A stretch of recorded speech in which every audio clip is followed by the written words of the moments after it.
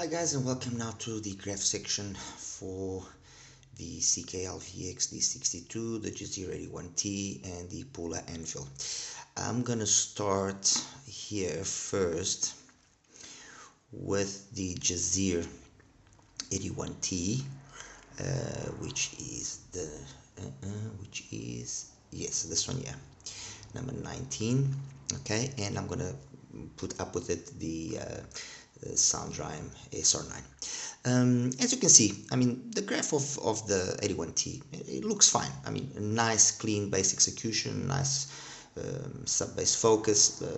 This attempt to, or well, not this attempt, but this choice of wanting to, not let the bass bleed into the mids does mean that there is a certain sensation of thinness to the bass at times, but it's not as much as you would think. Okay, first of all, and secondly, it's more of a cause of then this area here of the mids, upper mids, and treble being quite energetic. And if we take here the 100 hertz point, you can see exactly what I mean.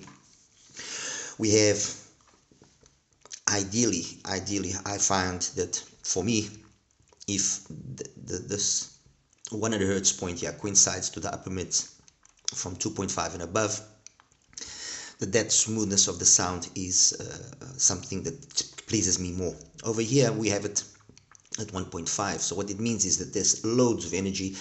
I mean, and as I said earlier, it's a very technically capable IEM. It is. Okay, when we now compare it with, for example, the SR9, which is the IEM that also kind of had the same configuration of 1 + 8 PAs, you see straight away what I again mentioned, which is the SR9 has got just a smidge more energy in the mid bass. And when we take again that 100 hertz point there and we compare it then to the rest of the frequency range, you can see that not only has that point that we say shifted closer to 2.5, but there's a little bit less energy up above that. So the overall tonality and timbre is a warmer sound, which is very nice. I mean, the SR9 does sound nice. There's no denying that. Now, when we take considerations of what the accessories one and the other brings, the overall look, everything, the Jazir 81T is just edging out. That's it. That's the reality. This is me I'm not wanting to beat on the SR9 because there's nothing to beat on about it. It's a solid IEM. It costs what it costs. It is a 1 + 8. There's a lot of hardware there, let's say, but a few things should have been more attentive in this attempt to then have something which just makes overall more sense, and comes together just slightly in a better manner. Okay, so that's the SR9 versus the 81T. I'm going to take these two away now. Now I'm going to show you the Pi Audio PDM7, which is this 1 + 6, and again, the graph is kind of self-explanatory. Huge bass, and I mean, when we take the bass gain into account, we're talking about a bass gain of 16 dB, so definitely a V-shaped IEM. Even when we take this point here of 100, yes, okay, there isn't much there, but the recess, because of this valley caused by this huge bass, is so much that it's not so much this here that's the problem. I mean, the problem, yeah, we have pinna gain of around 12 dBs. Okay, it's not bad, it's not good, but the bass is just tremendous. I mean, if you're a bass head, definitely this will satisfy you, but the mids are definitely recessed there. It's all about bass, highs, and then the bass here, the mids here, the vocals are recessed. When we start then comparing it to other similar configurations, like for example the IVPIQ V12, the V12 is, as you can see, I mean, really neutral. This is really neutral, even with this unusual sort of already gain that we start having here. it is very, very neutral. It's gonna be, I mean, it's nice. It's got that 10 and that 6mm driver as well. The mids are nice and warm. The BA's timbre is basically non-existent. Good sensation of sound stage, but it could be a little bit more if there was just a little bit extra energy. So not as laid back, but not as pushed as well as on the PDM7, but it's a little bit more. It would have just opened up the sound just a little bit more. But overall, if neutral is what you want, I mean, this is your thing, definitely, without a doubt. This is definitely your IEM. Another 1+6 here, or similar configuration of 1+6. Let me see here. No. Oh well, obviously I have to put here the CKLVX, the D62, because that's also got that similar style of configuration. And straight away, you know, the balance that is struck, you can see is a much better balance. Let me just take away the others here so you can see it better. 100 Hertz point. It also has a little bit of that issue of that earlier, let's say, point corresponding there in the area of the mids, but somehow, because the fact that we have a 10 and a 6mm driver as well here, sorry, a 10 and an 8mm driver here in the case of the D62 handling the bass and the mids, what ends up having is that the tonality that comes across, and when I now put here the Jazir, you will see what I mean, because the D62 and the Jazir, they look, the graph speaks for themselves. They look very similar. They have a very similar, they graph very similar, but the overall tonality of the CKLVX is just a little bit more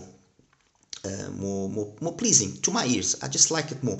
You don't notice maybe the BAs as much in certain songs that you will notice on the 81T. So the CKLVX D62, just because of the fact that it's got that, you know, driver there helping out in the mids, you know. And the other one that does the same thing is the Da Vinci. Okay, and I've just placed the Da Vinci now. The Da Vinci also uses the two drivers for the bass and then for the sub bass and for the bass in the mids, with then the BAs complementing it. But because they've just, you know, also down tuned a little bit the BAs, the overall tonality and timbre that comes across, you know, it's one of my favorite IEMs, period. I mean, and that's the reality. The D62, the Duno Da Vinci is one of my favorite IEMs. It sounds phenomenal in my opinion. There's no lack of nothing there, you know, technically, tonally, timbre, everything. It just, you know, it hits all the right points. Okay, so that's that there. And now let's take away these and start talking about then the Pula. I'm going to start with putting here the Simgot, okay, which again, as you can see, a nice graph, non-offensive.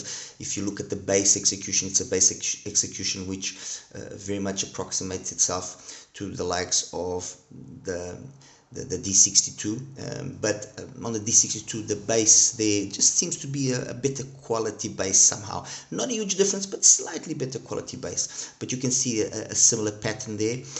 Again, that same pattern is repeated on the Jazir 81T. So you know, the Jazir, the Simgot, they all have a kind of a similar style of tuning. The Simgot is the less polished, and I think it's, you know, you wouldn't think that by looking at the graph, but because you have a planar and a PZT handling the upper frequencies, it just doesn't sound, it's not in the bass where honestly you're really going to see huge differences.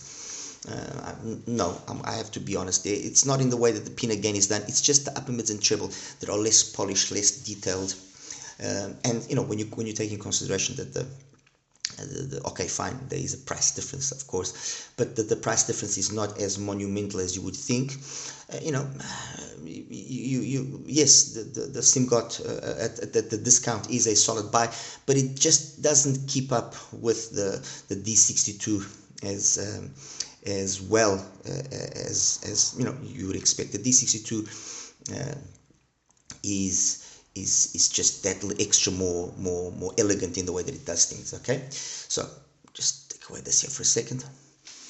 Now let's get here the Pula 18. There we go. And the Pula, and I think the the reason for the success of the Pula and the why I like the Pula so much is that it's the smoothness that it has. Okay, these dips here, honestly, you don't notice them, and whoever will come and, oh, but you note this. Well, first of all, this dip here around this area is a dip which is welcomed, which, you know, is going to maybe do away with any unwanted harshness or aggressiveness in the upper mids to treble. You know, there's no BA timbre, no sibilance, nothing, and it's not this 2 dB difference here that you see, or variance that you see. Oh, you're going to pick up. No, guys. No. Yes, okay, ideally we want to look at the graph and see left and right channel the same and all of that stuff, and we want to see things nice and smooth and no major peaks and dips. But it's the overall balance that's struck, which is the important thing. And the reason why I like the Pula as much as I do is because when I put the likes of the Duno graph next to it, it's self-explanatory. I don't really need to say much more. And that's why these two are my favorite IEMs, or the first 2 IEMs that I would personally choose. There are a full, which is what I'm going to show you now, does do a commendable job. I'm not going to deny it, and it, you know, it also has a very similar vibe. But the bass, although it's two 6mm drivers, it doesn't have the same bass as the Da Vinci. It doesn't have the same bass as the Pula. It doesn't. But you know, there you go. And the D62, the CKLVX, the last one, well, not the last one, but the other one, which then I think will come in straight away in this ranking of mine. These 4 really they stand out. It's not that then the difference to something like the Jazir 81T is monumental. No, the Jazir will probably be very close to the D62. You know, they're touching. And the price is similar, everything. But then when you start going to the rest of them, you start noticing that there's differences. Yes, the SM4, and I've always liked the Super Mix 4. It's a solid IEM, but it, you know, in this, and you can see again, it's very similar. This extra energy that it has here, it's coming across not as polished, not as elegant. Okay, when we take something like the IVPIQ, yes, the IVPIQ, when I compare it to something like, for example, the full, the Performer 5+2, they have that equal neutrality. I mean, they are both very neutralish, but still very capable at the same time. But the IVPIQ just doesn't have that extra little a bit of detail, of sparkliness, of twinklies and so on that the full has, and that's why it, you know, it starts going down in the grading. The Pi Audio, the PDM7, yes, a great, fantastic set. If you want big bass and big treble, nothing wrong there. What else here? Let me see. Oh yeah, the Soundrime, the SR9. Again, another set which is nice. It sounds really good. The bass, you know, the bass of the SR9, to be honest, when I take it and I compare it, for example, and I'm going to put you now the D62. When I put it, well, I mean, let's start here with the 81. When I put it next to the 81, like I said, it's, you know, the bass it's a solid bass. When I put it next to the CKLVX, and let me just change the color here to green so there's some contrast, you know, it keeps up as well with it, but it's this then the way that this upper mids and treble are done on the D62, which just opens up the sound a little bit extra, a little bit more detailed. But hey, you know what? Maybe some of you guys might actually prefer it. Now, the problem here is not even that. The problem is that there's a more than $100 price difference between, well, about $100 price difference between the one and the other. You know, it's a hard one. You know, it's a hard one. But not $80 to be correct. I don't want to mislead you guys. And then, you know, when you have something like, again, like the Pula, and you put the Pula, and although you look at it and you think, oh, okay, the SR9 is going to be bright and so on. No, the Pula has got more detail. The Pula is more open in its sound, everything. You know, oh, and finally, I actually was forgetting to throw in here the Ziget, the Estrella. The Estrella, you know, when you consider that the Estrella, and I'm just going to leave here the Estrella. The Australia is a phenomenal IEM. I said it when I reviewed it. It's really probably one of the best Zigats that I've heard, at least. I haven't heard the Jupiter, you know, but when you see that it's a 1+4, phenomenally well done bass, full, plenty of not only sub bass but good mid bass impact, really well done upper mids and treble with execution. This peak here, you don't notice it really, and really good extension past 10k. There's loads of detail up there, you know, loads and loads of detail. When I compare it to the Pula, it's more the tonality and the timbre of the Pula that's captivate me than really anything else. I just like the way the Pula comes across, the way that it plays music, the way that it's organic. And also, one is $299, the other one is $189. There's $110 difference there. You know, it's money. It's money. When I compare the Australia, for example, with the D62, where we are, there we go. D62, yes, you notice that there's more bass on the side of the Australia. Up top, they are very similar. They trade blows, you know. So maybe for somebody that was saying, oh, but there's too much bass on the Australia, maybe the D62 will be the one that will satisfy, because honestly, from 200 to roughly I would say 7-8k, they are very, very, very equal, very equal. That less bass there, you know, it's not as much as you would think, but it does just give an overall timbre and tonality, which is just very pleasant. I mean, look, guys, I've said it countless times. It's how it sounds to you, okay? And I convey what I personally like the most. And like I said, the IEMs here that really do it for me, the do without question, I just like the way that it sounds. It's just very, very nice, okay? I like the way the Pula sounds as well, you know, and the similarities in the graphs are a proof of that. I like the way the full performance 5+2 sounds as well. There have been people that have criticized and so on and so forth, but I just like its sound. I like the way that the D62 also sounds. It's just very agreeable. I mean, it's not that I don't like the Jazir, the 81T. No, I don't. But if I have to choose between Jazir and D62, I'd probably go with the D62. And the reason being mainly because of what I mentioned earlier.